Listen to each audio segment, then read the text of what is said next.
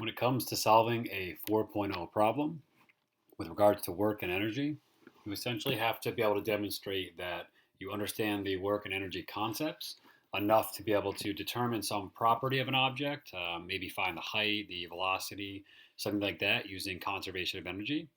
But you'll have to take it one step further and then show how you can take that information and kind of combine it with previously learned topics to be able to demonstrate a more comprehensive understanding of physics to date.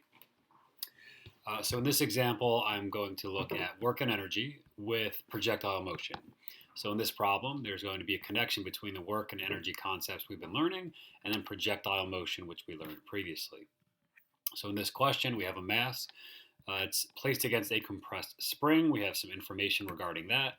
It's 30 meters above sea level, I guess, and it's going to be launched across this 15-meter section of friction, which will have an effect, and then as a result, it will come flying off. And I want to know how far away should I place this boat so that it will catch the ball. All right, so there's quite a bit going on here, but we start with our traditional energy equation. Now, what I've chosen to first analyze is this point, which is by the spring, and then I'm going to analyze this point just before it flies off the edge. Once it reaches past the edge, at that point, it's a projectile, and I will use my projectile motion kinematics. Up until that point, though, what I essentially need to know is how fast is this going to fly off? Because that initial velocity is going to affect how far out it goes. So my first point is here. My second point is right here, right before I go off the cliff. So in the very beginning, since I'm just by the spring, I have no work in. There's no force being applied to this. There's no displacement. I have gravitational because I have this height here. There's no kinetic because it's at rest, but I do have energy stored in the spring. So prior to launch, I have the potential energy from the height, and I also have the potential energy stored in the spring, which is where these two come from. Now on the other side, just before it flies off the cliff, I have work out because in order to reach the cliff, it has to travel over this frictional section. So there's certainly work out. It has height, so there's potential, and it has some velocity because it's about to go flying off that cliff. What it doesn't have is elastic potential energy because there's no spring here. All that elastic potential energy has been lost. Once I have that, it's just a matter of plugging in my knowns. So gravitational potential energy is mgh. The elastic potential energy is 1 half kx squared.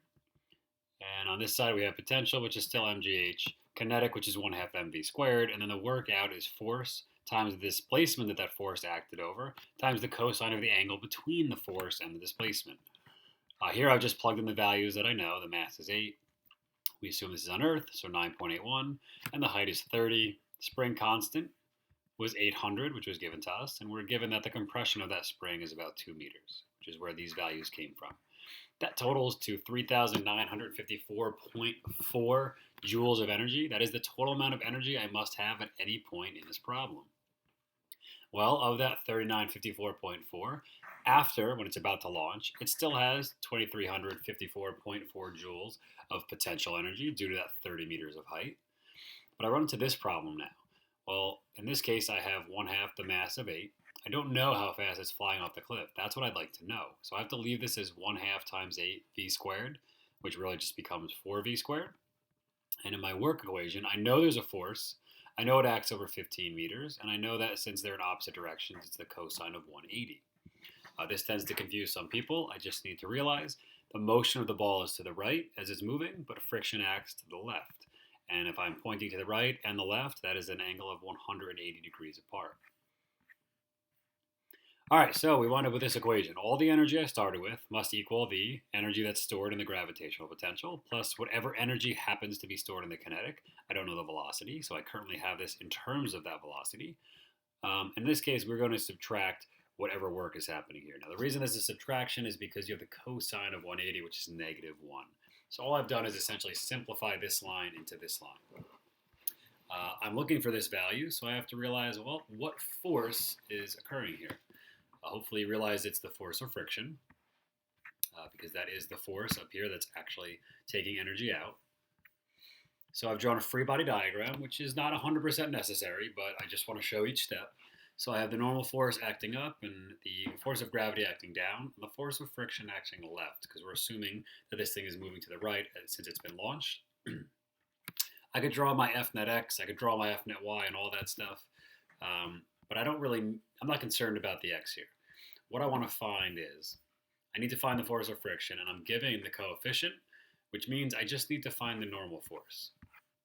The reason being that the coefficient is equal to the force of friction divided by the normal force.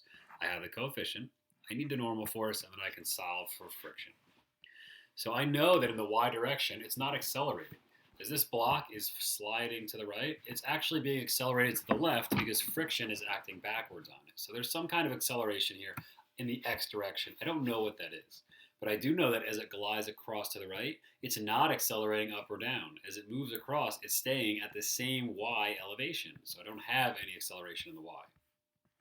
That allows me to realize that the normal force acting up minus the force of gravity acting down must equal mass times acceleration in the y. It's not accelerating the y, so that must equal 0. Fn minus Fg equals 0. If I add gravity to both sides, just performing my algebra, I know that the normal force must equal the force of gravity. Well, I know force of gravity is mg, so the normal force is equal to that, and the mass is 8, and the gravity, or the acceleration due to gravity, is 9.81. What I've essentially done here is determine that the force of gravity is 78.48, and I know that these two are equal because that marble or that ball, whatever it is not accelerating in the y. Once I've found my normal force, well, I just have to plug that in, and I'll use the coefficient of friction to realize that 28.25 newtons of friction is acting backwards, or negative direction, opposite the motion. Now that I've figured this part out, I can now, hopefully you realize, figure out what my velocity would be. I've realized that the force of friction is 28.25, or negative 28.25. If I plug that into this equation here, it's just a matter of solving for velocity. So that's what I've done down here. I don't know what I got the first time, but apparently I can't use a calculator. But your final answer, when you solve this, should be 17.15. I'll first subtract this term from both sides. These two negatives will become a positive. So whatever this value comes out to be, 15 times 28.25, which is going to be positive because of the negatives, I'm going to go ahead and subtract that from both sides as well. So I'm left with whatever my term over here equals 4v squared. Divide by 4, take the square root, you should get 17.15. Now again, this takes a lot of work, but I'm showing every single individual step. You don't necessarily need to. That's the energy part of it. Once I know that it comes off of here at 17.15 meters per second, now it's just a matter of plugging that into my XY chart. So I know it's horizontal, so it comes off at 17.15. In the X direction, there is no acceleration for projectiles. In the Y, since it's a horizontal launch, meaning it comes off completely horizontal, initially it's not traveling up or down, it's initially just traveling straight. So that gives me an initial velocity of 0. My y acceleration on Earth is always negative 9.81, and it's going to drop 30 meters. It's going 30 meters down to the boat, so I have to realize negative 30. Once I have these three, it's just a matter of figuring out how you can find delta x. Well, time, if you remember, is the one thing that's always the same for both. So I'll use my delta x or delta y equals VIT plus 1/2 AT squared. If I plug in my knowns, I find that this term cancels because there is no initial y velocity. And I find the whole thing takes about 2.47 seconds to fall from here down to here.